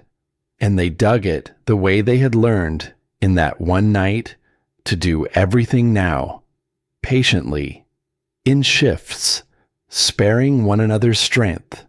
No single man trying to break the whole of it alone with his own pride and his own back, the way Garrow himself would have done it a week before, and worn himself to nothing, and called it strength. And when at last a shovel punched clean through into open daylight, and the cold, clean air of the morning after came pouring down into the dark of the tunnel, every one of them stopped to look at it, a small square of pale gold sky. After the long, white, killing dark of the storm, it was the most beautiful thing that any of those hard men had ever laid eyes on. One of the younger ones made a sound that was half a laugh and half a sob, and no one thought the less of him for it. One by one they crawled up through the tunnel and out onto the surface of the deep new snow, and they stood there in the strange remade world the storm had left behind, blinking like men coming up out of a grave. The whole pass had changed. Where the camp had stood, there were now only soft, rounded humps and swells of white, and here and there a dark chimney top, or the broken ridge of a fallen roof, jutting up through the snow like the bones of something. 2 cabins had gone down entirely in the night. The rest sat half swallowed in the drifts, their fires long since dead, their windows blind and white with frost. And from 1 or 2 of them, thin and trembling, rose threads of smoke. There the last of the survivors had crowded together through the dark and burned the last of their broken furniture, and waited, not knowing whether the men who had climbed the ridge into the teeth of the storm would ever come back down again. It was a hard sight, a wounded sight, but it was a living one. For across that broken white landscape, dark shapes had begun to move. People, crawling out of the buried cabins into the gold light, standing up slow on legs that barely held them, calling out to one another in voices cracked raw with cold and with disbelief, counting heads, counting the living, counting who had made it through and who the mountain had kept. They had survived. Not all of them. The storm had taken its toll, and the camp would carry the weight of that grief through many a winter still to come, would speak certain names softly for years, and feel the cold of that night in their bones whenever they did. But most of them had held on through the longest, darkest night any of them had ever known. And now they stood in the gold light of the morning and saw that the sky had opened up clean and blue above them, and that they were, against everything, still here. Garrow stood at the mouth of the tunnel and looked back down it, into the dark, toward the warm room he could no longer see from where he stood. And then he turned and looked out over the broken, living camp.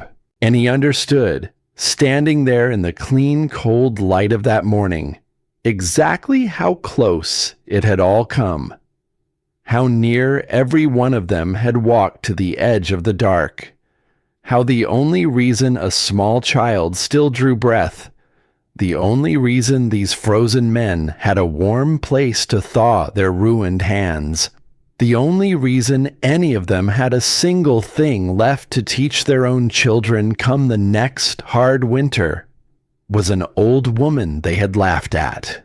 He stood with that a long, long while, and then he turned and crawled back down the tunnel into the dark and the warmth. He found her by the stones, just as he had known he would. She was heating a little broth for the boy over the small stove, careful and unhurried, the way she did every single thing, as though there were always exactly enough time in the world to do a thing properly.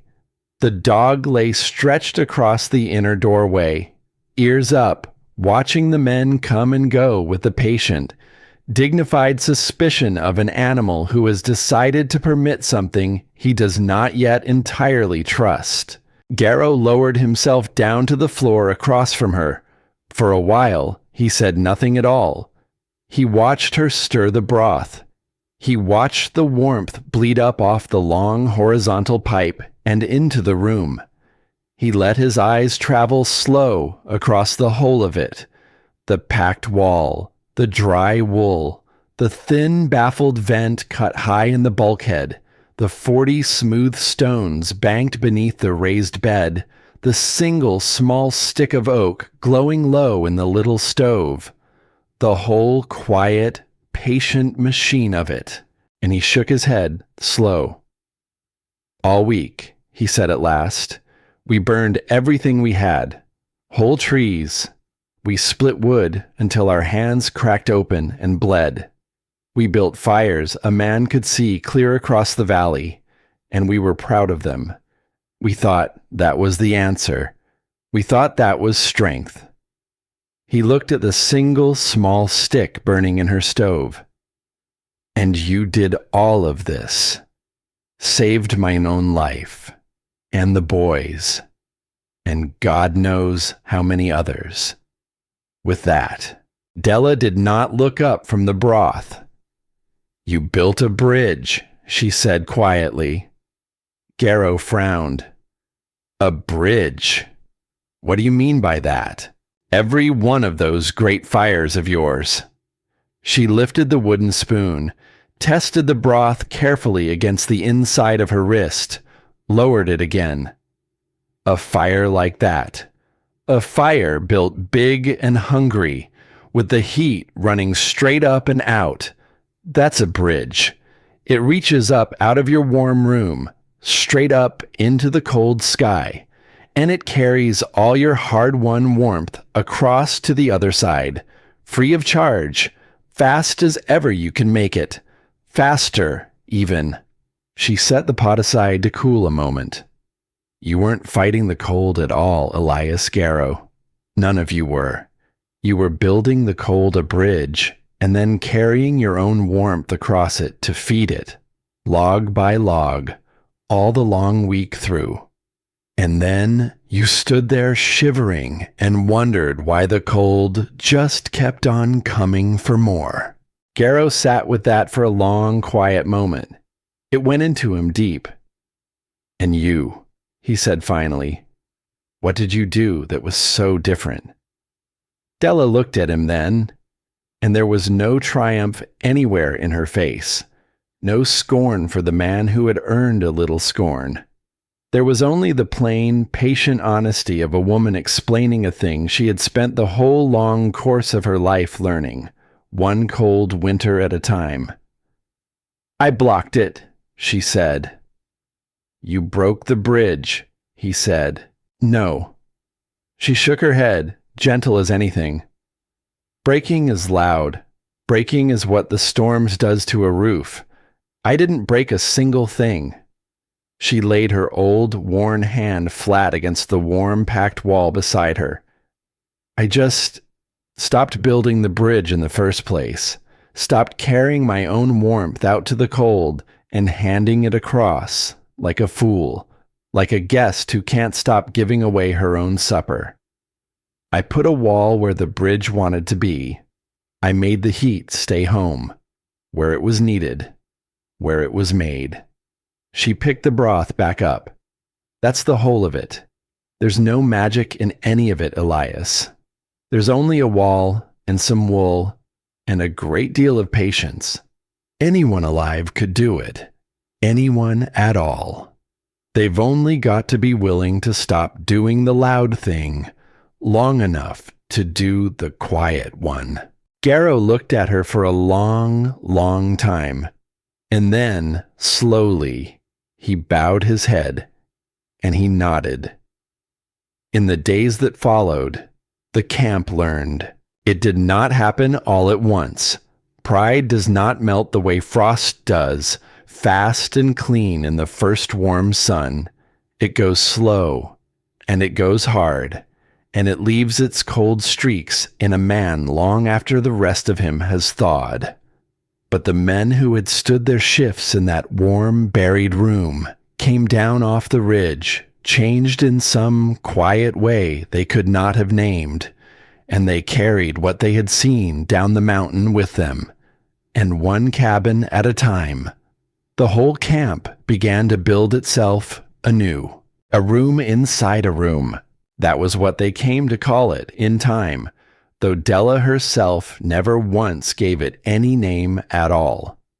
In the cabins that still stood, the families walled off a small space at the back, the warmest and most sheltered corner, and they packed the new walls with whatever on earth would hold still air. Sheep's wool and dried grass and pine boughs and old blankets worn far too thin for any other use. They raised their beds up off the cold floor where the chill always pooled and waited. They learned to gather smooth, heavy stones and heat them slow in the day's small fire and carry them in at dusk to give their warmth back gentle through the long nights. They stopped trying to heat the whole wide world at once. They learned instead to keep the warmth they already had. And Garrow led most of it. The big, strong man who had laughed loudest at her in the autumn now went from cabin to cabin through that healing winter, his sleeves rolled up to the elbow, showing the others how it was done, how to space the canvas off the cold wall to trap the air, how to pack the wool in tight, with no thin places for the cold to find, how to seek out the small hidden gaps where the chill snuck through, with the back of a bare hand, the way she had taught him, and how to seal them up for good. He did it without much talk. He had done a very great deal of talking in his life, Elias Garrow had, and most of it, he had come at last to understand, had been nothing but wind. So now he simply worked and showed and let the warm rooms speak for themselves to anyone who doubted. And whenever someone asked him where on earth he had learned all this, he told them the truth. He never once let them believe it was his own. "The woman up on the ridge," he would say, "Mrs. Marsh, Della. She knew it the whole time, while every last one of us was too proud to climb up there and ask." And the first few times he said those words aloud, they came hard, the way a thing comes hard when it costs a proud man something real to say it. But each time after that, it came a little easier, until at last it came as easy as drawing breath, that the wisest soul on the whole of that mountain had been the very one they had all been most certain had nothing left worth learning. For that was the truth they had nearly frozen to death without ever once imagining. They had looked at an old woman, alone, and seen only the things she did not have. No husband walking ahead of her, no grown sons to break the snow. Nothing left, they had decided, but her years and her grief, and a foolish notion about an iron box. They had decided exactly who she was before she had spoken a single word to any of them, and they had been wrong about every last bit of it. The thing they had mistaken for weakness had been, the whole time, the deepest kind of strength there is, the quiet kind, the kind that does not roar across a valley to announce itself, but simply holds and outlasts the storm long after the loud, strong things have all fallen down. The boy grew strong again. It took time. The fever had gone deep into him, deep toward that dark, far place children sometimes wander to, and a small body does not simply bounce back from the very edge of it in a day or two. But by the time they finally carried him down the tunnel and out into the gold light of the open day, wrapped warm in the old woman's own wool, his eyes were bright once more, and his color had come back into his cheeks, and he clung to his grandmother's neck and stared around at the whole strange, white, remade world with the open, fearless wonder of a child who has been somewhere very far away, and has come, against all hope, safely home again. Marin tried to give the wool back. Della would not hear of it. He'll grow, the old woman said simply. He'll need it more than I ever will, and far longer. Keep it.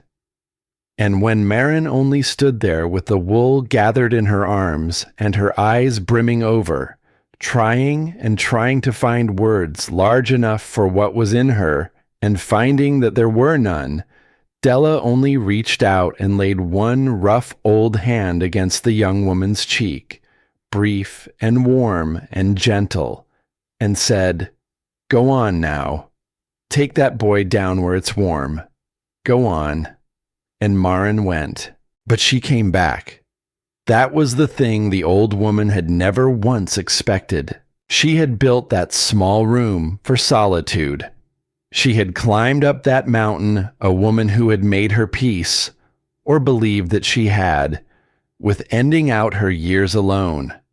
A woman the long cold seasons had taught, lesson by patient lesson, that loneliness was simply the shape her life was going to keep from here on out until the end of it. She had not been bitter about that. She had been something quieter and far sadder than bitter. She had simply accepted it, the way she had learned to accept the cold itself, and built her good strong walls against it, and asked nothing more of the world than to be let alone inside them. But Marin came back. She came back up the ridge a few days later, the boy bundled warm and strong enough now for the climb, with a small basket of the little the camp could spare. And she sat with the old woman in the warm room, and the two of them talked, the slow, easy way that women talk, about small things and large ones both, about children and winters, and the men they had loved and lost. And the boy played there on the warm floor with the dog, who had decided with enormous dignity to permit it. And then she came back again, and after her, others began to come. The women first, climbing the ridge in twos and threes with mending in their baskets, or bread, or only their own company. And then, awkward and gruff and not quite sure why they were doing it, some of the men.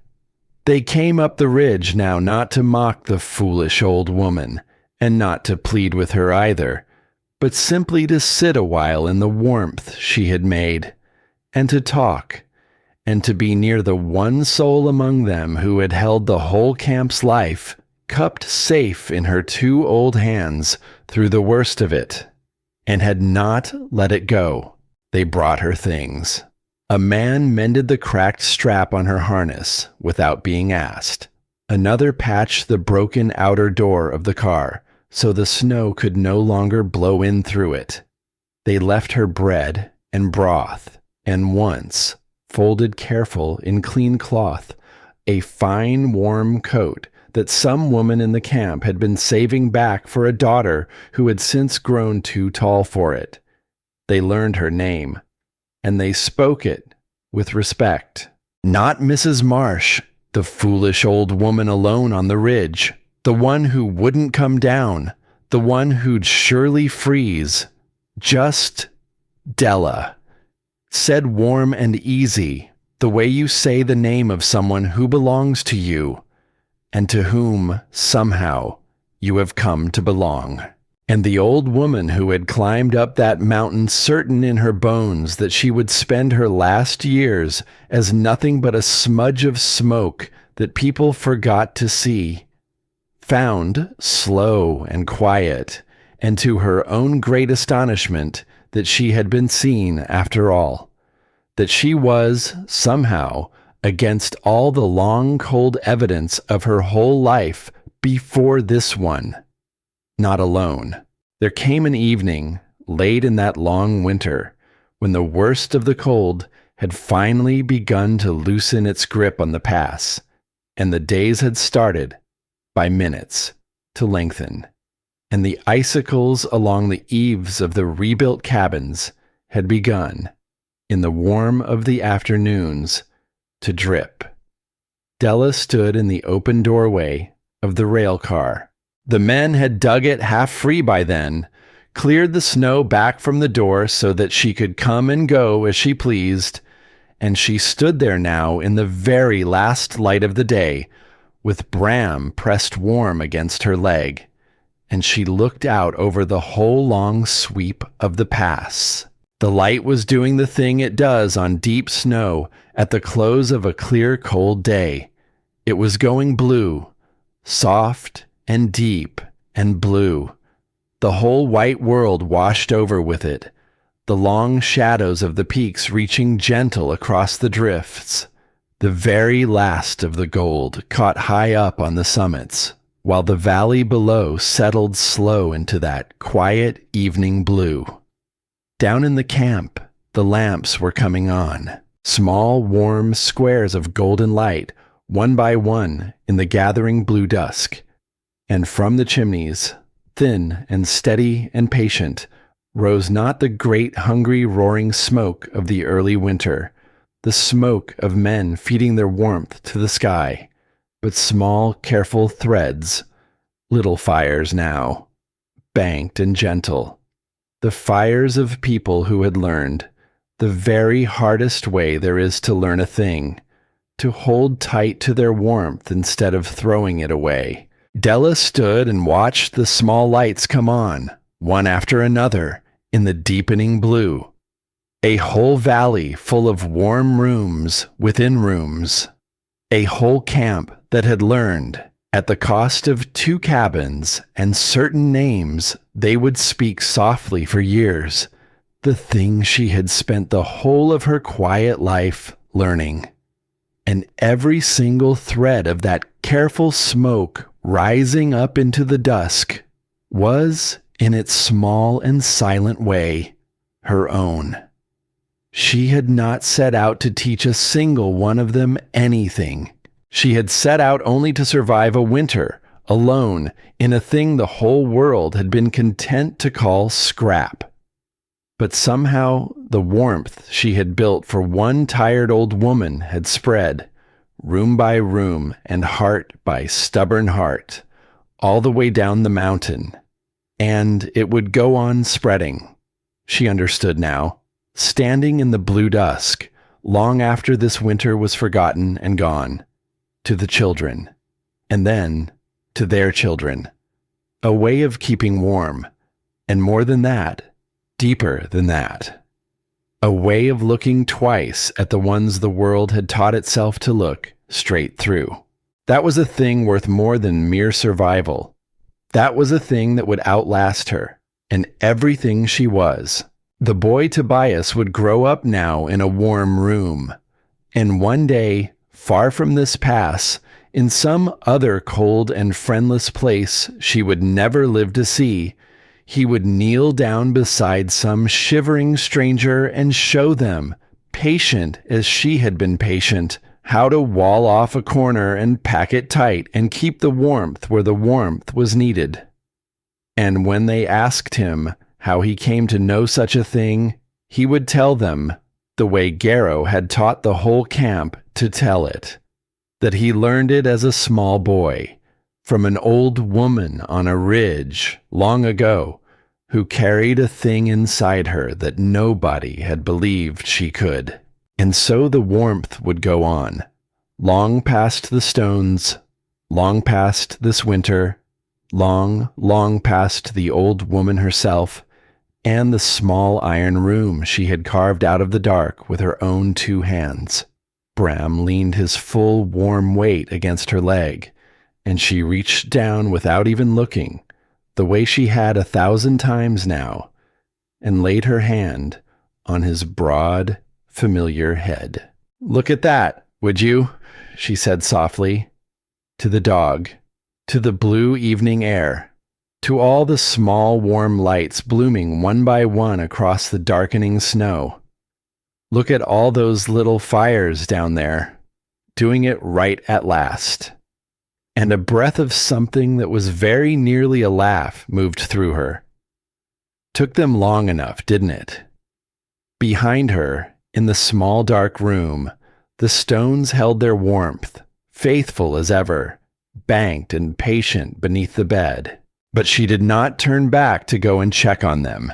She had spent so very much of her life turned inward, toward her own small, careful, guarded warmth, certain it was all she had in the world and all she would ever be given, and it had kept her alive. It had been enough for a long and lonely time, simply to hold on to it, and to ask for nothing more. But there was more than holding on, she had finally learned. This strange and terrible and beautiful winter. There was this too, this blue evening, this old dog warm and steady at her side, this whole valley full of golden lamps that had not been there before she came, and would not be glowing now without her. These people climbing her ridge in twos and threes, not out of pity any longer, but out of something far warmer and far harder won, only to sit a while in the company of a woman they had finally learned how to see. She had climbed up that mountain to be alone, and she had found instead, somewhere along the way, buried under 10 feet of snow with the whole camp's life held in her hands, that she belonged. The last of the gold faded slowly from the high peaks. The blue deepened toward the dark, and far below, in the gathering night, the small warm lights of the camp burned on, steady and patient and unafraid, each one a quiet little room within a room, each one keeping its warmth held close and safe where the warmth was always meant to be. Della stood in the open doorway a while longer, in no hurry at all, the dog warm against her leg and the whole slowly healing valley glowing soft and gold below her in the dusk. And for the first time in more winters than she had ever let herself stop to count, the old woman was not cold, not out there in the blue evening air, and not any longer anywhere inside her either.